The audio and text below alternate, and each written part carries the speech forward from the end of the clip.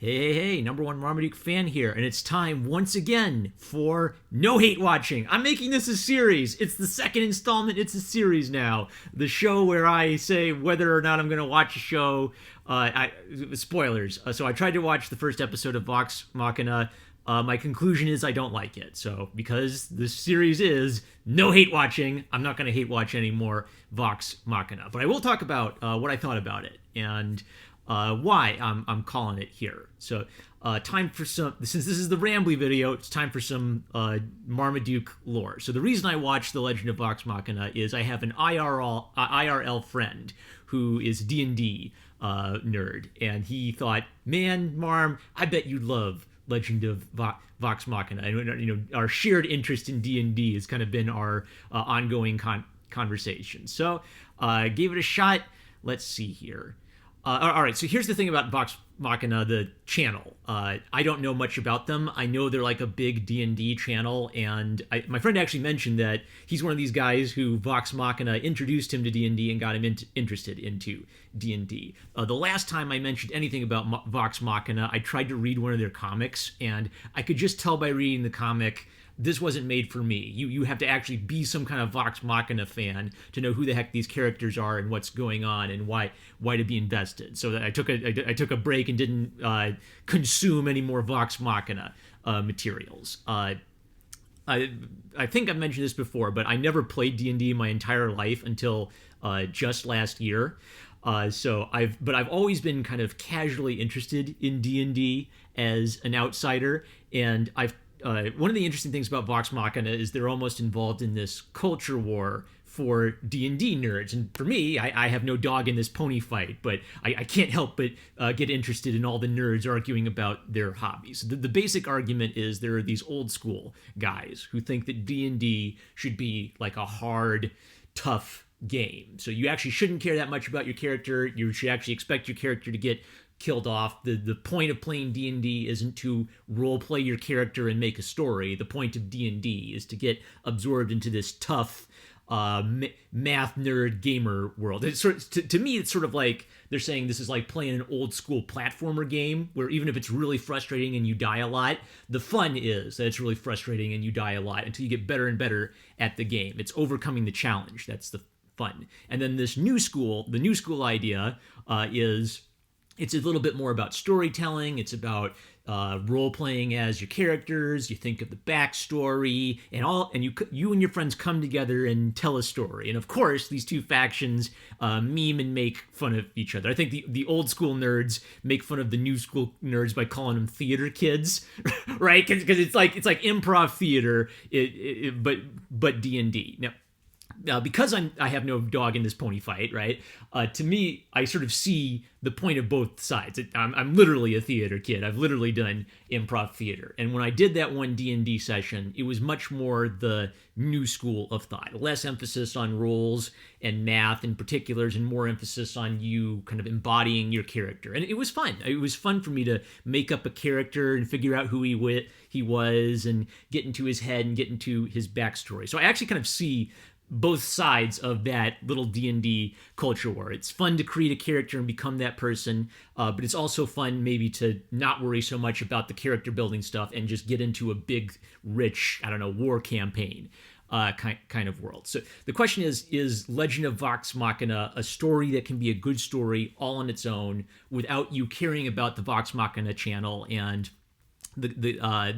without caring about these characters beforehand? So I'm a fresh outsider perspective. I didn't like the story, and I think my argument would be what will make for a good D&D campaign doesn't necessarily make for a good story. Just like what makes for a good story doesn't necessarily make for a good D&D campaign. As I was watching the first episode, what kept taking me out of it is I just felt like I'm listening to a bunch of theater kids do a D&D game, and it's just been beautifully animated. That's a praise, by the way. This is 10 out of 10, animation, gorgeous, sumptuous, dream world. Oh man, I just wish I could get my own animated series animated like this. Beautiful, beautiful. I wanted to mute it and just absorb the animation and the beautiful character designs and make up in my own head whatever words I think the characters could be saying and not worry about the story.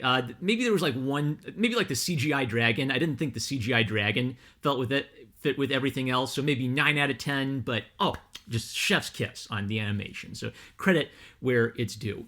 I couldn't get invested in the story on the first episode, and well, give it a chance. Keep trying. I saw enough where I'd have to force myself to watch more. So what isn't working for me?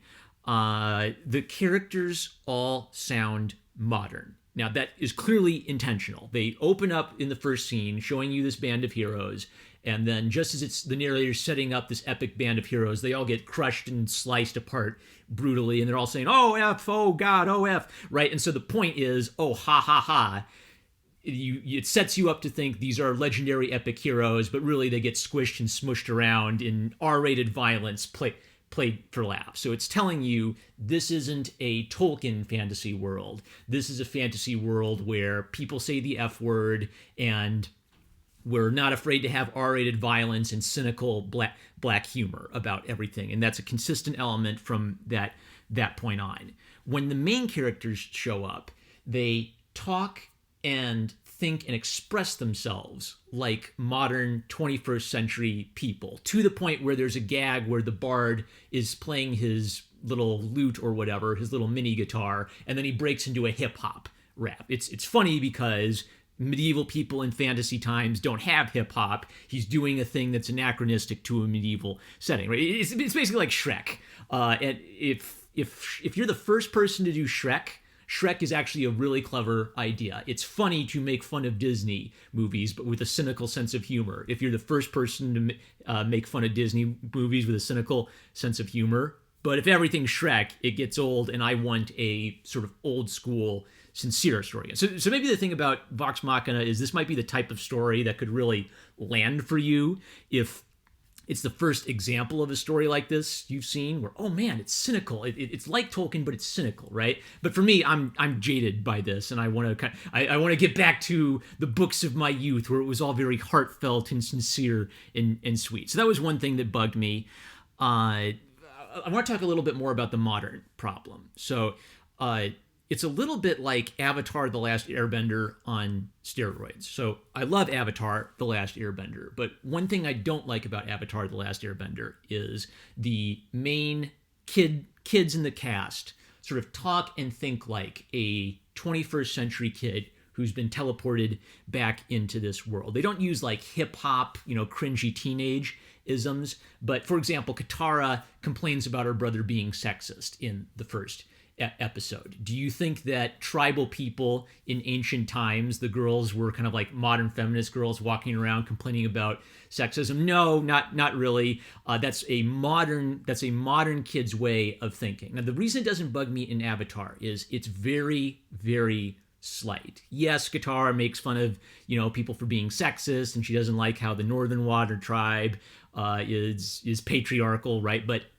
the world they live in feels ancient still, and the underlying story of Avatar: The Last Airbender is so good that their kind of modern frame of reference, I don't think it breaks the story. It actually kind of helps draw you into the story because it's giving a modern kid a viewpoint character to perceive an ancient world. But the problem, though, with modern sounding characters is an ancient world is modern people don't think and express themselves in the same way that ancient people do. When a modern person hears about a princess who's going to be forced to marry someone against her will, we instantly think, oh, well, she shouldn't be forced to marry someone against her will. That's wrong. She's got to rebel against her horrible parents. But to an ancient person, that would just be expected. You want us to go to war? You think it's so important that you want hundreds of thousands of people to die in a war if we don't make peace with the other nation? So one of the interesting things about fantasy literature and medieval storytelling is I want to get out of the modern frame of reference, and I want to see a story through the eyes or through the perspective of people who are not like me, who do not share my 21st century modern assumptions. So, for example, if you tell a story about Vikings, guess what? Vikings like to run around murdering and raping people and burning villages to the ground. So if it's a story about Vikings, there has to be that, and you want it to be even semi-realistic, there has to be that element that Vikings in real history were not good people. They didn't pause and think, man, it is oppressive and problematic for me to be raising this village to the ground. So that's the main tension. This very modern kind of like self-fulfilled type of personality running around in a fantasy world where the appeal of the fantasy world is kind of like the richness and the ancient history and the black and white categories of good versus evil. So let me kind of like go through the story a little bit. So we meet them in a tavern because it's a D&D story. So you always start in a tavern and they're getting rousingly drunk together. And there's even a line where they say, oh, let's not get into a bar fight with these idiots. And then they immediately get into a bar fight with the idiots. The choreography was great. And let me see here. Yeah, I talked about that. All right, so after they get in the bar fight, then their cleric basically says, maybe we need to do something, good with our lives. The themings are extremely on the nose. We get a few little hints about what some of their backstories might be. We get to see how, one of them's like a sex maniac who wants to sleep with everyone. A couple of them are sort of antisocial ninjas who prefer to stay in the background. There's a big, dumb barbarian who just likes fighting and killing people, right? So we get a basic feel for them, and they are recruited to fight some ancient, mysterious evil. Now, there's a whole scene where I can see, I just paused and thought, I know exactly what was happening here. I can see the D&D table. So they show up like a bunch of drunken-looking idiots, and the council doesn't want to hire them at first. And then the little hedonistic sex maniac gnome plays on his lute, and he sings a goofy song, and he does the hip-hop lyrics, and then the king and the council say, oh, wow, we should give these guys a chance. So I paused it and I thought that was where one of the players rolled a natural 20 on persuasion. And it would have been funny because something like that shouldn't be persuasive. It's completely ridiculous. But he rolled a natural 20 on persuasion. Everybody at the table probably laughed, and the DM said, okay, well, you rolled a natural 20 on persuasion. So I guess your silly song worked, and it persuaded the king to let you go on this quest. And it's taking me out of the story. It's so goofy and so D&D-ish. I can't take this seriously as the things that are happening to the characters have logical consequence. It's completely absurd.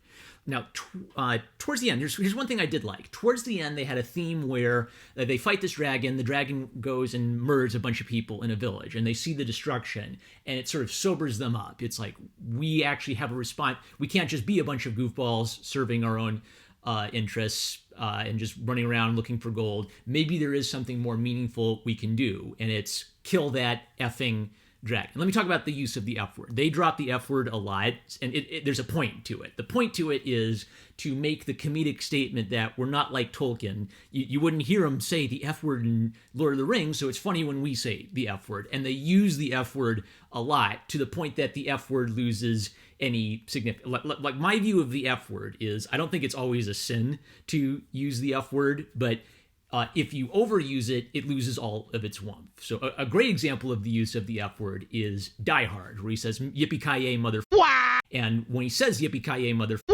that scene actually has character significance. It's making a neat point about him where he's this rough, blue-collar cop, but he also, at the same time, is a heroic cowboy. You've got to watch it in context. In context, it's actually making a subtle... The use of the F word is actually making a pretty neat point about the character and developing him. And because it's not used that much, it has a lot of wham right there. When it's F this, F that, F this, F that, F this, F that, the F word loses all its warmth, and it just becomes... It's like saying very, very, very, very, very, very, very over and over again. It loses its color. I want the F word to sound awesome when it is used, if it is used at all. So, the thing I liked about the ending is we're sort of seeing this story arc where it's about a bunch of hedonists who, carouse and drink and fight and screw everything that moves, who have to learn that they have to become true heroes and serve a purpose greater than themselves. That's actually pretty good. So if that's what the thrust of this series is, I'd say that's a good thrust. My problem is I haven't been able to become invested with these characters at all. So contrast with Lord of the Rings. Lord of the Rings and The Hobbit both use a primary protagonist. In The Hobbit, it's almost entirely focused on Bilbo Baggins, and then he gets his company together, and that's sort of Bilbo Baggins' D&D company, but you care about Bilbo.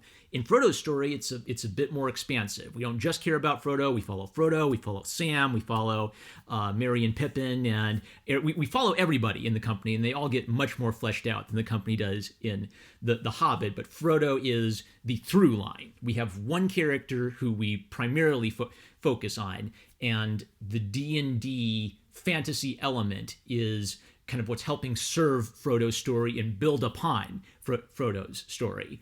In Vox Machina, we're just sort of thrown into this midst of all these characters. We get a few silly scenes of them acting and being goofy, and we have a sense that these guys may have some backstory to them. But what changed? They saw one sad guy get burned, and that gave them all a change of heart. It feels contrived. It feels so for Frodo. Everything about his story is coming together to make us invested in this journey. In Vox Machina, so the DM is coming up with something, and the characters are responding.